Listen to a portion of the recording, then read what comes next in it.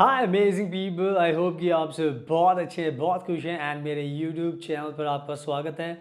आज मैं बात करने वाला हूँ शेंगन वीज़ा के बारे में। और शेंगन वीज़ा का एक बहुत ही इम्पॉर्टेंट कंसर्न होता है जब आपका वीज़ा शेंगन वीज़ा रिजेक्ट हो जाता है।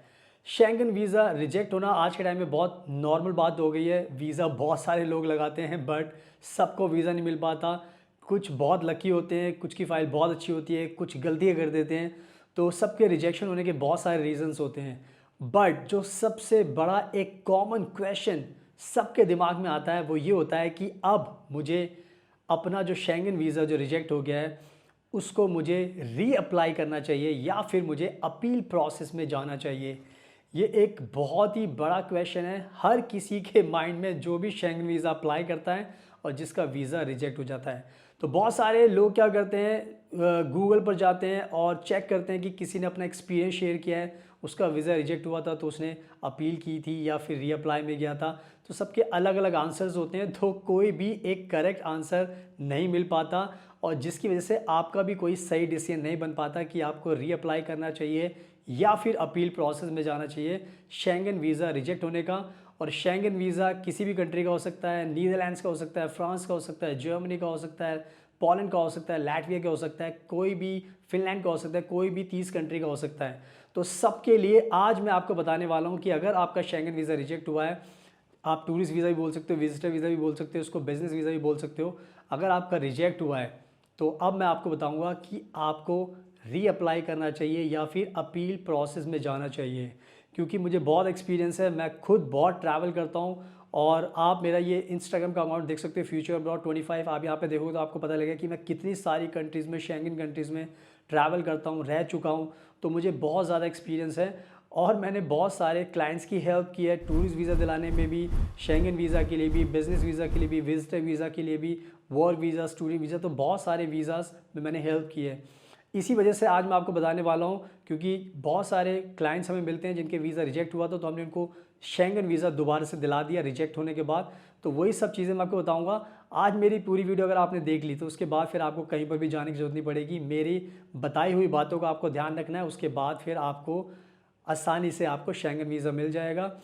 तो बस इस वीडियो को एंड तक देखना। सुनाओ, without wasting further time let's get started. सुनाओ, अब मैं आपको अच्छे से एक्सप्लेन करता हूँ। अगर आपका वीज़ा शेंगन वीज़ा रिजेक्ट हो चुका है तो आपको रीअप्लाई करना चाहिए या अपील प्रोसेस में जाना चाहिए। तो सबसे पहले मैं आपको बताना चाहता हूँ कि देखो, जब भी आपका शेंगन वीज़ा रिजेक्ट होता है तो रिजेक्ट होने के बाद उसके रिजेक्शन रीजंस आपको मिलते हैं। तो जब रिजेक्शन रीजंस मिलते हैं तो उसके हिसाब से हमें डिसीजन लेना पड़ता है कि अपील प्रोसेस में से जाना सही रहेगा या फिर हम इसको दोबारा से रीअप्लाई करें। तो मोस्ट ऑफ द केसेस में हम ये ज़रूर डिसीजन ले सकते हैं सिचुएशन के हिसाब से कि हम रीअप्लाई में जा सकते हैं, अपील प्रोसेस में भी जा सकते हैं। क्योंकि मैंने आपको बताया था कि मैंने रीअप्लाई करके भी शेंगन वीज़ा जो रिजेक्ट हुए थे उनको दिलाया है और मैंने अपील करके भी वीज़ा दिलाए हुए हैं, तो मुझे सारा प्रोसेस पता होता है। बट अगर आप मुझसे पूछोगे कि सबसे ज़्यादा रेशो में किस हमें कोर्स ऑफ एक्शन को चूज़ करना चाहिए, तो रीअप्लाई को मैं ज़्यादा आपको बताऊंगा।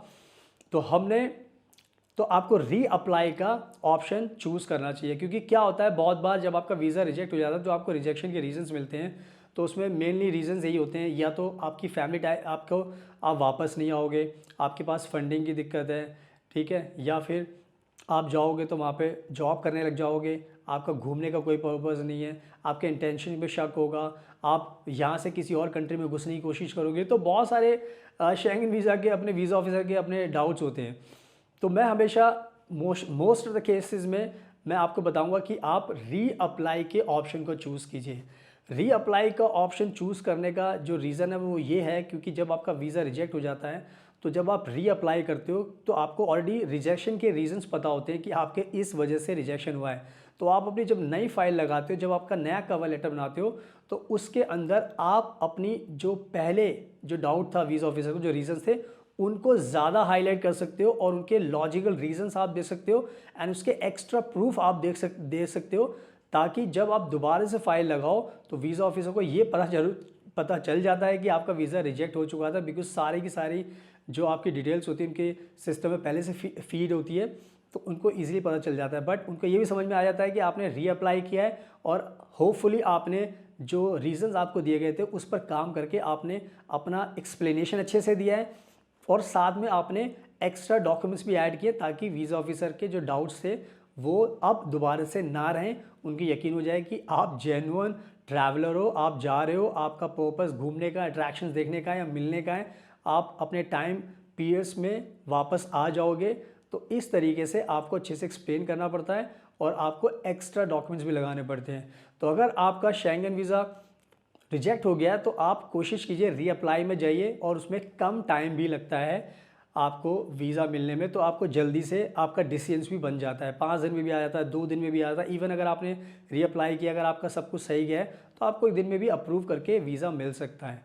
तो आई थिंक मैंने बहुत अच्छे तरीके से लॉजिकली आपको समझा दिया अपने एक्सपीरियंस से कि अगर आपका शेंगन वीज़ा किसी भी कंट्री का रिजेक्ट हुआ है तो आपको रीअप्लाई का ऑप्शन ज़्यादा केसेस में चूज़ करना चाहिए।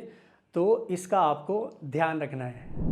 सुनाओ, आई होप कि आपको सब कुछ समझ में आ गया मेरे एक्सपीरियंस से, मेरी एक्सप्लेनेशन से कि आपको क्या करना चाहिए वीज़ा रिजेक्शन के बाद। तो रीअप्लाई कीजिए, बट ध्यान रखिए अपील भी की जाती है। अगर आपका सिचुएशन देखने के बाद अपील भी की जा सकती है तो अपील का ऑप्शन भी आपको ओपन रखना है और आपको केस समझना है पहले, तभी आप अप्लाई कीजिए। अदरवाइज़ अगर आप वीज़ा रिजेक्शन होने के बाद आप फिर दोबारा से कोई गलती करोगे तो आपका फिर दोबारा से वीज़ा रिजेक्शन हो जाएगा। तो ये आप गलती मत कीजिए। या तो आप खुद से अप्लाई कर लीजिए या फिर नंबर आपको स्क्रीन पर दिख रहा है, आप मुझे भी कॉन्टैक्ट कर सकते हो तो मैं भी आपकी हेल्प कर सकता हूँ। आपको शेंगन वीज़ा किसी भी कंट्री का, चाहे नीदरलैंड का हो, चाहे फ्रांस का हो, चाहे माल्टा का हो, पोलैंड का हो, फिनलैंड, डेनमार्क, स्विट्ज़रलैंड का हो, लग्जमबर्ग का हो, बेल्जियम का हो, किसी भी कंट्री का हो। अगर आपको फर्स्ट टाइम शेंगन वीज़ा लगाना तो उसके लिए भी आपको फर्स्ट टाइम में मैं वीज़ा दिला सकता हूँ। अगर आपका रिजेक्शन होगा तो उसके बाद भी आपको वीज़ा दिला सकता हूँ। तो आप मुझे कॉन्टैक्ट कीजिए, नंबर आपको स्क्रीन में मिल जाएगा और मेरा इंस्टाग्राम प्लीज़ देख लेना, आप ज़रूर देखना, तभी आपको समझ में आएगा कि मैं झूठ नहीं बोला। मैं बहुत ट्रैवल करता हूँ, मेरी बहुत सारी स्टोरीज आपको मिल जाएंगी, उससे ट्रस्ट बिल्ड होगा, काम कराने में आपको आसानी होगी। तो इन सब अच्छी बातों का आपको ध्यान रखना है। So thank you so much, best of luck and take care always.